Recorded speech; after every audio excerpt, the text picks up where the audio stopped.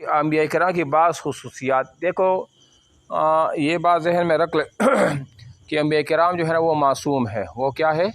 معصوم ہے، یعنی گناہ کبیروں سے بھی معصوم ہے اور گناہ وہ صغیرہ سے، چھوٹے گناہوں سے بھی وہ بھی معصوم ہے۔ ہاں، اس میں اختلاف پایا جاتا ہے کہ سہون بھول کر انبیاء کرام سے غلطی ہو سکتی، خطا ہو سکتی ہے یا نہیں۔ تو بعض اس کے قائل ہیں کہ ہاں ہو سکتی ہے بشری تقاضے کے مطابق، اور بعض کہتے ہیں کہ نہ، نہیں ہو سکتی، کیونکہ معصوم ہونے کا مطلب ہی یہی ہے کہ وہ چاہے صغیرہ ہو، چاہے وہ کبیرہ ہو، چاہے وہ خطأً ہو وغیرہ وغیرہ ہو، ان سے وہ کیا ہوتے؟ وہ معصوم ہوتے۔ بہرحال عصمت انبیاء کا مطلب یہ ہے کہ انبیاء کرام کیا ہے؟ وہ معصوم ہے۔ صحابہ کرام جو ہے نا وہ محفوظ ہے، وہ معصوم نہیں ہے، وہ کیا ہے؟ وہ محفوظ ہے، اللہ تعالیٰ ان کی حفاظت فرمائی ہے۔ بہرحال ہم اس کو پڑھ لیتے ہیں کہ انبیاء کو پوری امت کے لیے نمونہ بنا کر بھیجا گیا ہے کہ وہ اپنی پوری زندگی میں ان کی طریقہ کو اختیار کرے، اس لیے اللہ تعالیٰ نے ان کو معصوم بنایا ہے۔ عصمت کی تعریف اہل علم نے اس طرح کی ہے: ہی ملکۃ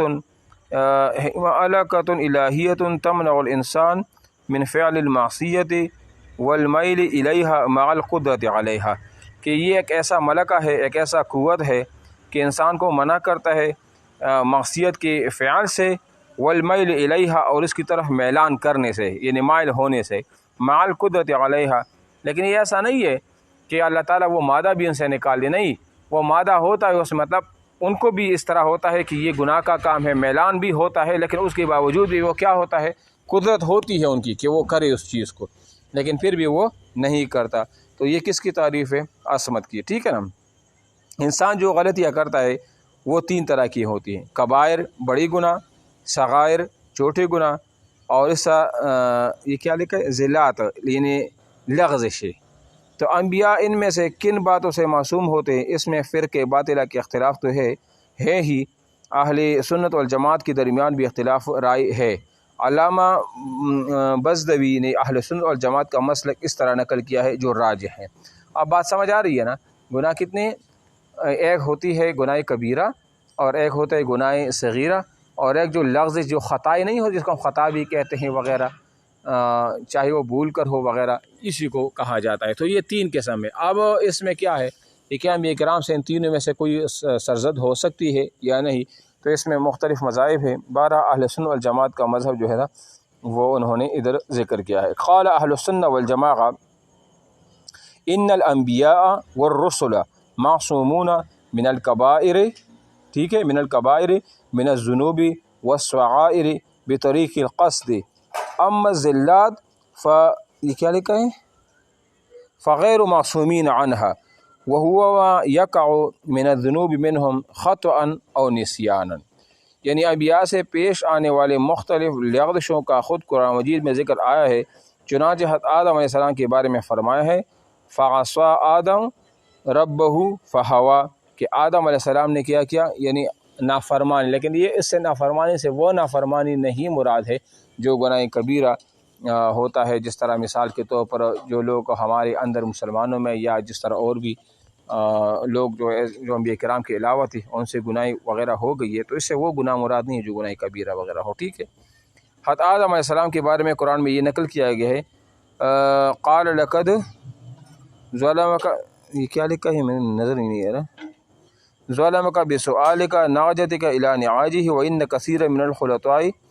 اچھا، یہ بھی ہے نا داؤد علیہ السلام کے بارے میں، وہ جو ایک اس طرح ایک واقعہ بیان ہوا ہے نا، وہ بھیڑ بکریوں کا، کہ جب داؤد علیہ السلام کے پاس وہ آیا، پھر اس کے بعد سلیمان علیہ السلام کے پاس آیا، تو پھر وہ داؤد علیہ السلام سے وہاں سے جو غلطی ہو گئی تھی اس فیصلے میں، پھر اس کی تصحیح کس سے ہو گئی تھی؟ حضرت سلیمان علیہ السلام سے۔ تو یہ اس طرف بھی ہے۔ تو یہ بتا رہے ہیں کہ اسی طرح کی وہ جو ہے نا وہ انبیاء کرام سے یہ ہو سکتا ہے اور یہ پاسبل ہے۔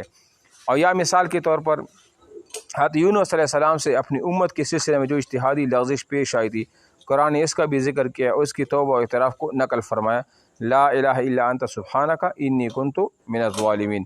اور رسول اللہ صلی اللہ علیہ وسلم ایک موقع پر انشاءاللہ کہنا بھول گئی تو اللہ تعالیٰ کی طرف سے اس پر تنبیہ پائی گئی، ولا تقولن لشیء انی فاعل ذلک غدا الا ان یشاء اللہ واذکر ربک اذا نسیت وقل عسى ان یہدینی ربی لاقرب من ھذا رشدا، ٹھیک ہے۔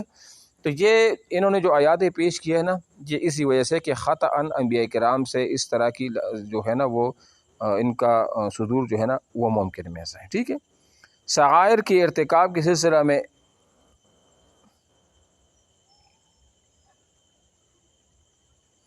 یہ بھی اس کے قوم پر کوئی تناؤ پورا واقعہ ہے، قرآن مجید میں بیان بھی ہوا ہے۔ ہاں اس کے قوم تھا، اس پر وہ قوم کو جب یہ دعوت دے رہے تھے تو وہ دعوت جو ہے نا وہ انہوں نے ٹھکرا دیا۔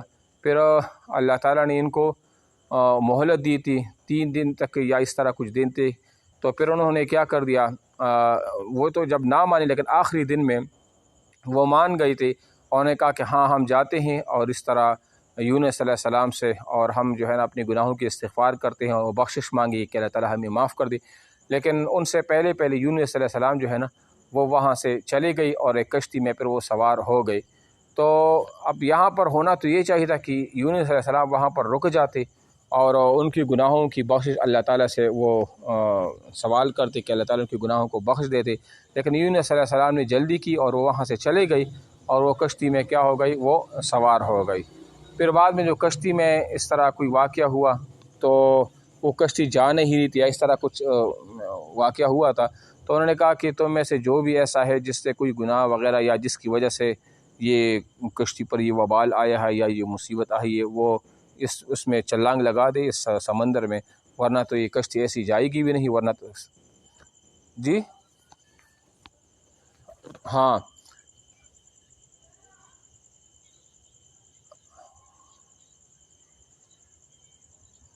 ہاں ہاں بالکل،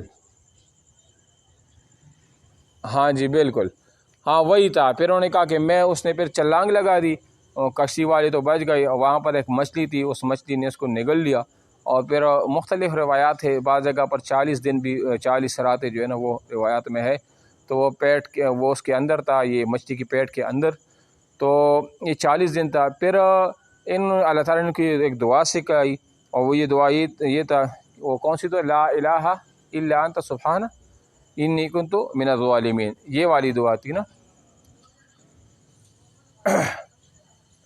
اچھا، تو یہ دعا تھی۔ پھر اس مچھلی نے اس کو ایک کنارے پر پھینک دیا، کہتے ہیں کہ وہ بالکل ایسا ہو گیا تھا جس طرح ایک بندہ ہونا کسی جیل یا قید خانے میں ہو، اس پر جب دھوپ نہیں لگتی تو وہ بالکل اس کا بدن کچا سا ہو جاتا ہے نا، تو اس طرح ان کی بھی ایک حالت ہوئی تھی۔ ہاں اسی طرح نا، تو آپ دیکھو نا یہاں پر اس چیزوں کا صدور جو ہے نا وہ انبیاء کرام سے کیا ہے، وہ ممکن ہے، ٹھیک ہے نا۔